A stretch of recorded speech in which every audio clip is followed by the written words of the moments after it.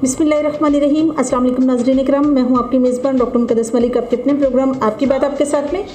नाज़रीन इकराम, आज़ाद कश्मीर में इलेक्शन की भरपूर गहमा गहमी है और तमाम कारकुन जितने भी हैं मुख्तलिफ कैंडिडेट्स के, वो हर अपने अपने इलाके में बहुत वर्क कर रहे हैं, पॉजिटिव कंपेन कर रहे हैं। इस तरह की कंपेन कर रहे हैं कि हर ऑप्टिमिज़म, हर शख्सियत से ऐसी ऑप्टिमिज़म फील होती है कि ये पार्टी विन करेगी और यही मैदान मार लेगी।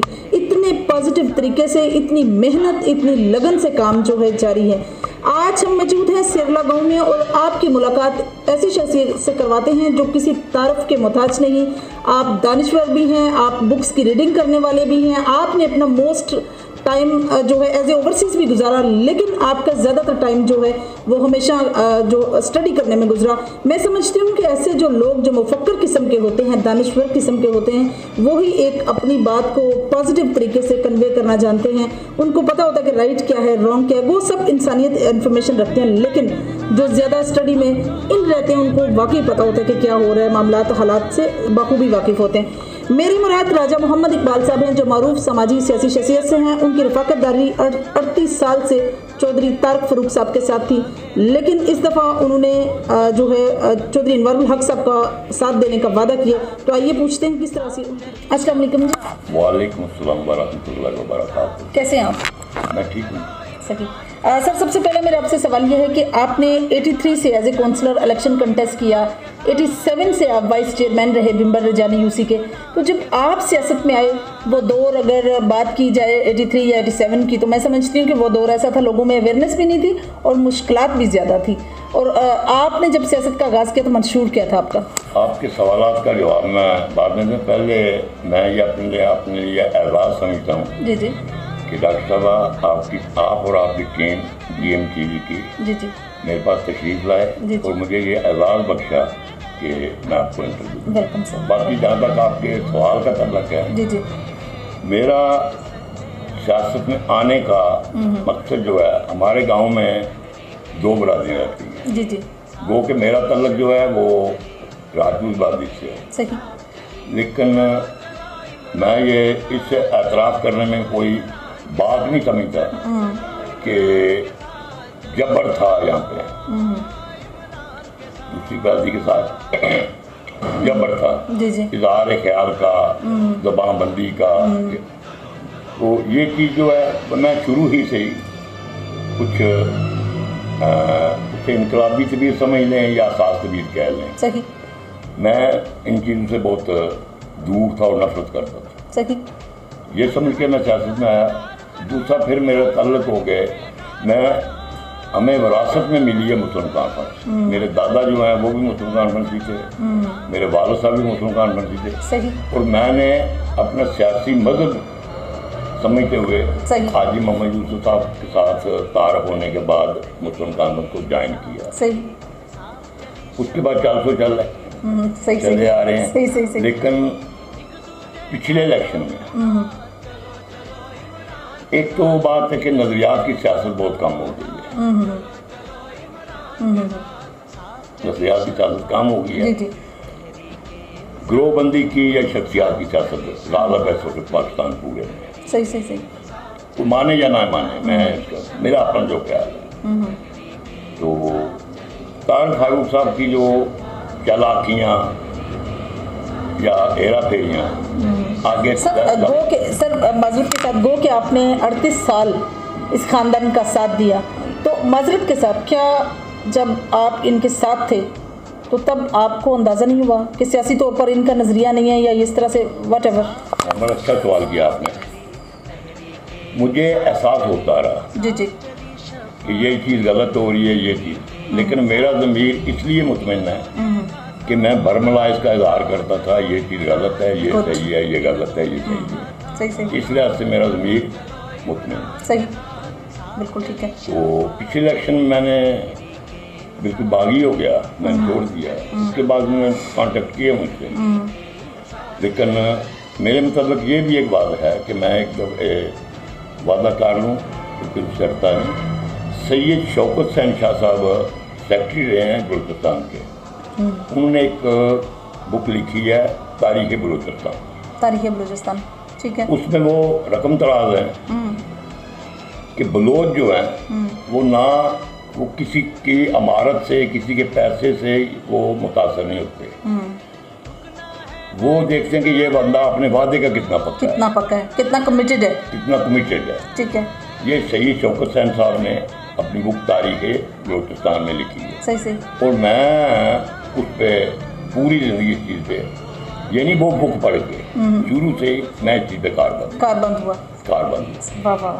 हुआ नहीं, कारबंद हूँ उससे पहले था। ठीक है। लेकिन वो पढ़ने के बाद आप और ज़्यादा मजबूत हो गए। सियासी प्लेटफॉर्म में अनवारुल हक साहब का साथ देने का वादा किया। चौधरी सोबत अली खान साहब का अगर टन्योर देखें और इसी तरह से चौधरी यूसुफ साहब का टन्योर देखें और कंपैरिजन करें दोनों शख्सियात की, तो आपको क्या लगता है कि चौधरी तारक फारूक साहब के जो वालिद ग्रामी हैं या अनवारुल हक साहब के जो वालिद ग्रामी थे और सीनियर मिनिस्टर भी रहे थे चौधरी सोबत अली खान साहब, ये दोनों शख्सियात मोहतरम और वाजिब एहतराम है। ठीक है। इस पे मैं ज़्यादा मुतासर था हाजी मोहम्मद यूसुफ साहब से। ठीक है। तारक फारूक के वालिद बुजुर्गवार। ठीक है। तो उस वक्त के जो हालात हैं, अगर उनका अमीक नज़र से जायज़ा लिया जाए जी तो सोबत अली साहब भी जो इशू लेकर उठे थे वो वाकई मौजूद था। बिल्कुल सही। तो वो इशू लेकर उठे, फिर उस इशू को उन्होंने सियासी तौर पर भी इस्तेमाल किया। ये तो इंसानी नेचर है फिर। बिल्कुल सही।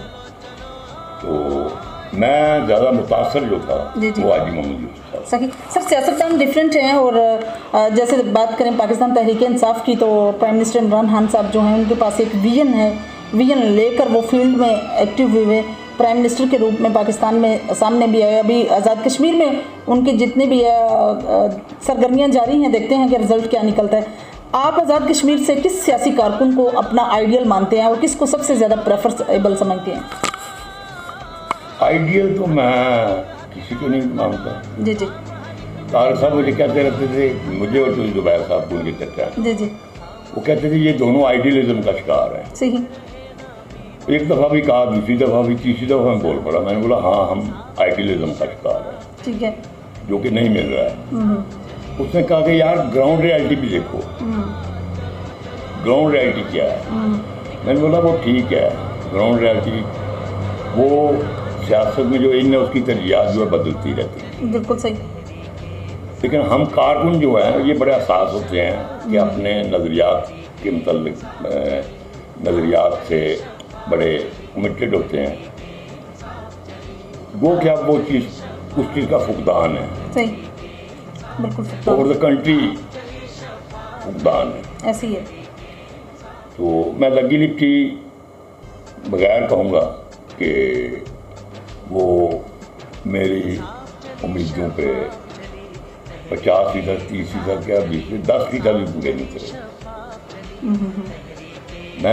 मैं ये दावे से कह सकता हूँ कि मैंने इन 38 सालों में उनसे अपना कोई जाती काम नहीं करा। और मेरे मतलब वो कहते थे कि ये बंदा अनपरचेजेबल है, तारक फारूक साहब अनपरचेजेबल है। हाँ।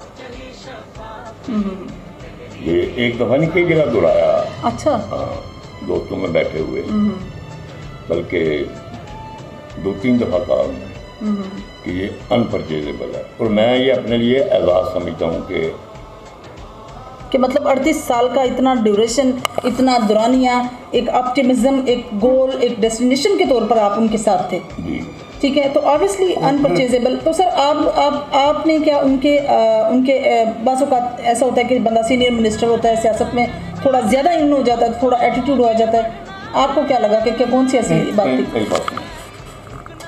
बात यह है कि इस चीज़ का मुझे एहसास है कि जितना आगे आदमी जाता है इतनी ज़्यादा उसकी वो तरजीहात जो बदलती रहती हैं, मजबूरियाँ भी हो जाती हैं।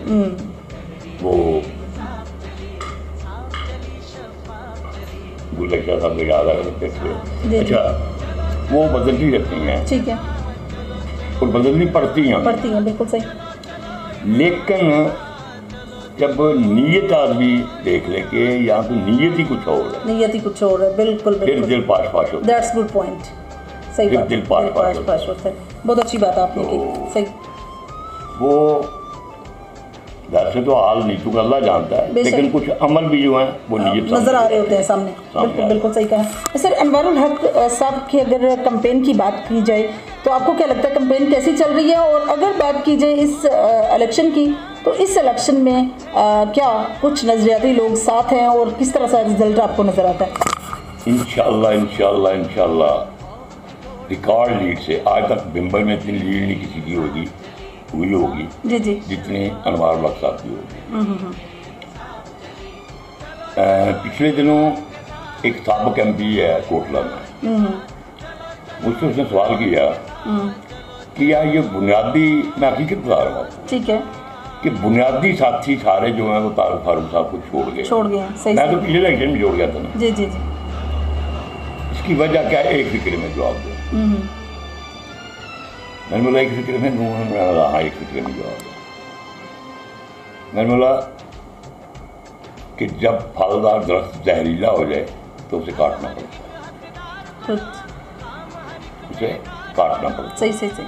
और सेम यही है, एटीट्यूड जो है ये सियासत में बहुत ज़्यादा काउंट करता है, बहुत काउंट करता है। बल्कि मैं समझती हूँ कि यही सबसे बड़ा एक ऐसा सोर्स है जिस अगर ये पॉजिटिव हो तो अवाम आपके साथ साथ है, यही अगर आपका नेगेटिव हो तो फिर आप किसी काम के नहीं हैं। यही वो बहुत बात पहले तारिक साहब के साथ एक सियासी रिश्ता था, एक दोस्ती का रिश्ता था। तो दोस्ती मेरी कमज़ोरी भी है, ठीक है, मेरी कमज़ोरी भी है। सही। मुझे बाद में एहसास हुआ ये मेरी दोस्ती से नाजायज़ फ़ायदा उठा रहा है। ठीक है, ये मेरा दोस्त है, मैं इसका दोस्त हूँ, बड़े मजमे में ये है वो है, लेकिन मैं समझता हूँ वो लॉलीपॉप। तो सवाल एक बार फिर दोहरा देने भूल गई। सर मैंने आपसे सिर्फ ये पूछा था कि आपको मुकाबला कैसा लगता है, रिजल्ट, और उसी पे आप डिस्कस करते करते। जी जी जी जी। पिछले इलेक्शन में बड़ा टफ फाइट थी। जी जी। कोई आज़ाद सीट से लड़े थे, लेकिन फिर भी 28,000 वोट दिया। अभी पाकिस्तान में 28,000 वोट की तो इतनी नहीं होगी, लेकिन आज़ाद भी छोटा इलाका है, इसमें 28,000 वोट है, बहुत वोट है, सही। और 2640 वोट पे तारिक फारूक साहब जीत गए। कश्मीर काउंसिल का पैसा फ्री हैंड था इन्हें। कश्मीर काउंसिल के वो मिनिस्टर थे जो वज़ीर अमूर कश्मीर, वो बजीर ताहिर साहब, जी जी, उनने फ्री हैंड दिया था इन्हें। फिर 11 करोड़ मरकज़ ने दिया था इन्हें। सही, 11 करोड़ मरकज़ से आया, पर टिकट होल्डर को मरकज़ ने दिया था। अच्छा। और मैं एक पिछले दिन की बात बताता हूँ, आप मीडिया के लोग हैं जी जी, तो आप समझते हैं, ये तहकीक कर सकते हैं आप कि मरियम नवाज साहिबा ने पिछले दिनों इस्लामाबाद में इन्हें जितने टिकट होल्डर हैं या सबका कैंडिडेट ने बुलाया, तो उस मीटिंग में सबसे पहला सवाल उसने बोला कि वो पिछले रिजल्ट मेरे सामने लाओ, पिछले रिजल्ट सामने लेकर आओ। हाँ। ठीक है। तो उस जहन में था जो 5,000 तक की लीड थी वो ख़त्म हो जाएगी। जब तारिक फारूक के वो उस पर आए वो नाम पे, तो वो 26 से 40 वोट थी। ठीक है। तारिक साहब को मुखातिब करके कि तारिक फारूक साहब आपके लिए आपकी तो बहुत सख्त कंपटीशन है, जो मतलब बात आ गया जो दोहराई उसने। जी जी, उन्होंने तारिक फारूक साहब कहने जी वो साबिक सदर हैं राजा जुल्फ़िकार साहब, वो तो करते ये वो एक्सक्यूज मतलब टोक दिया। ठीक है। मरियम साहिबा ने टोक दिया। उन्होंने कहा, उनसे भूली जो चीज़ नहीं होती है, बिल्कुल ऐसे ही है। वो कहने लगे कि पिछला दौर में मरकज़ में गवर्नमेंट थी नून लीग की, कश्मीर काउंसिल को पैसा फंड जो है तमाम कैंडिडेट को थे, लेकिन आपको फ्री हैंड था। अच्छा, ये मरियम नवाज साहबा ने कहा कि आपको फ्री हैंड था। आपको फ्री हैंड था। तो बजीर ताहिर साहब के साथ जी जी जी, बिल्कुल सही। उसके अलावा मरकज़ ने आपको इतने पैसे दिए, 11 करोड़ का फिगर नहीं लिया ना, ठीक है, पैसे का नाम लिया, पैसे का नाम। इतना कुछ होने के बावजूद आपने इतनी लीड लिया, तो आपके लिए तो बहुत मुश्किल है। फिर फिरौनियत हमारे माशरे में ज़रा सी बात में फिरौन कह देते आदमी, लेकिन इस आदमी में फिरौनी की झलक थी, इसकी बोलचाल में झलक, इसके चलने फिरने में झलक, इसका रवैये में झलक। वो मुझे एक वो शेर याद आ रहा है इसका मोहसिन नकवी का, जी जी, शमार उसकी सखावत का क्या कीजिए, शमार उसकी सखावत का क्या कीजिए, चिराग बांटता फिरता है छीन कर आंखें। वाह वाह वाह, फैंटास्टिक। चिराग बांटता फिरता है छीन कर आंखें। तरक्याती काम जो कराए हैं, जी जी, अगर आप कहें तो मैं अल्फन कह सकता हूँ कि जो भी ये गलियां नाली टूटी हुई नहीं, जो भी मेगा प्रोजेक्ट पाकिस्तान में, वो हमारे ये पोल बोलिए, वो सर जी जी जी जी जी, सब में कमीशन, इसका सब में कमीशन। और मैं तो ये चाहता हूँ कि नायब फाल हो यहाँ पे राजनीति। अच्छा। और फिर इस इलेक्शन में एक और तब्दीली है कि पिछली दफ़ा हमारे पास यूथ की इतनी फोर्स नहीं थी, और इस दफ़ा यूथ की एक्टिवेशन ज़्यादा, इतनी ज़्यादा यूथ की है वो है। तो आपको सर क्या लगता है, एक मेजर जो बात है कि आपके हलका में LA7 की अगर बात की जाए तो ये यूथ का जो अमड आना है, या एक जो मजमा की सूरत में, एक हमें गफीर की सूरत में जो आपके सामने इतने लोग जो इकट्ठे हैं यूथ की सूरत में, रैली की सूरत में सामने आ रहे हैं, क्या ये प्राइम मिनिस्टर इमरान खान साहब का विजन है या अनवारुल हक साहब की एक शख्सियत है जिसके साथ लोग इकट्ठे? ये विजन असल बात तो क्रेडिट जाता है इमरान खान साहब। दुनिया की तारीख उठा के देख लें, इनकलाब लाए यूथ ने ऐसे ही, जैसे कि अगर पाकिस्तान खबर किसी और का हुआ है, बिल्कुल सही, लेकिन अमलन जो काम है वो यूथ ने किया, सही। तो इमरान खान साहब ने सबसे तवज्जो दी है यूथ पे। आज मैं ये कहता हूँ कि महंगाई, मियाँ शरीफ साहब भी उठ के आ जाते हैं ना कि महंगाई इससे ज़्यादा होनी थी, ये इंटरनेशनल मसला है। दूसरा ये कर्जे पे चल रहा है ये मुल्क, आपकी सूद भी पूरा हो रहा, क्या करेंगे। लेकिन इमरान का जो है विजन, इमरान खान की 2-3 बातें मैं कर दूँ तो, व्हाई नॉट, यू शुड के, ऐसा सच्चा आदमी कि टीवी में बैठ के कह रहा है कि 3 साल तो इस सिस्टम को समझने में लग जाते हैं, इससे पहले या किसी और पाकिस्तानी वज़ीर आज़म के मुँह से बात सुन तो नहीं, बिल्कुल नहीं सुन सकते। कभी कोई अपनी गलती मानने को तैयार नहीं होता। सही, वो उसने एतराफ़ किया हमें तो समझ नहीं आती, इन्होंने आगे और पापा करना शुरू कर दिया। हाँ, कि मतलब ये नाहिल था, इसको समझ नहीं आया, इसको पता नहीं था, अवेयरनेस नहीं थी, ये नहीं, ठीक है। उसके बाद बाकी जो काम किए, ये इसकी 200 साल पॉलिसी, 100 साल पॉलिसी, मसलन ये नेशनल हेल्थ कार्ड है जो, जी, ये 100 साल पॉलिसी, बिल्कुल 100 साल पॉलिसी, बल्कि 200 साल पॉलिसी ऐसी है सर, लाइफ टाइम है ना, लाइफ टाइम है खानदानों के लिए, लाइफ टाइम के लिए। और इसी तरह अभी तो ये मजाक उड़ाते हैं, ये खोल दिए हैं जी वो गुरबा के लिए, वो लंगर खाने खोल दिए या अपना गाहें खोल दी, ठीक है। लेकिन मेरे नज़दीक बहुत ऐसा कदम है, ये बहुत ऐसा है सर। इसके चलते ये बुनियाद तो रखी है ना सर। अगर हम इस बात से सोचें ना कि ये PTI की गवर्नमेंट है और हमारे लिए सब इक्वल हैं, तो वो एक अलग मेथड है, लेकिन एज ए ह्यूमैनिटी अगर देखा जाए ना, तो बहुत ज़्यादा लोगों को हमने अपनी आंखों के सामने फुटपाथ्स पर सोते देखा है। कराची में जाएं आप लोग, बिल्कुल कराची में जाएं, खास करके कराची में, पिंडी में, लाहौर में, काफ़ी जगहों पर मिसालें तो हम बम्बई के देते हैं, बिल्कुल सही, लेकिन अपने मुल्क में भी ये हाल है। सही। तो इमरान खान के अंदर दर्द है, सबसे बड़ी बात है कि उसके अंदर एहसास कमतरी नहीं है। उसकी मिसाल मैं आपको ये देता हूँ कि अक़वाम मुत्तहिदा में जो तकरीर उसने की, वो इससे पहले भुट्टो साहब को माइनस करें, बिल्कुल भुट्टो साहब को माइनस करें तो किसी ने की है नहीं, पूरे आलम इस्लाम की तर्जमानी की है उसने। ऐसी है सर, जो इस्लाम फोबिया फैला रहे हैं वो मगरबी मालिक, जी, उसको बेनकाब करने की कोशिश की है। बात तो कोशिश करने की ना, बिल्कुल सही, बाकी अल्लाह भाग देता है बेशक। उसके बाद अगले दिन वो तो मैं अभी लड़कों से पूछे यार क्या तकलीफ की है बताओ, ये टीवी में देखता नहीं, अच्छा ये पिछले दिनों कल क्या होता है इसके अंदर मैं कुछ नहीं जानता, बिल्कुल जी, कल तो, लेकिन जो अमेरिका को उसने कहा वो किसी पाकिस्तानी की जरूरत थी। मियाँ साहब तो वो वो पर्चियाँ ढूंढ के जैसे निकाल के तो वो तमाम मुद्दा में वो कांप रहे थे, तो पढ़ रहे थे। और मैं ये समझता हूँ मेरे ख्याल के मुताबिक कि सात से कमतरी की नाम की चीज़ नहीं है इमरान खान। खुददारी देना चाहता है वो कौम को, बिल्कुल सही।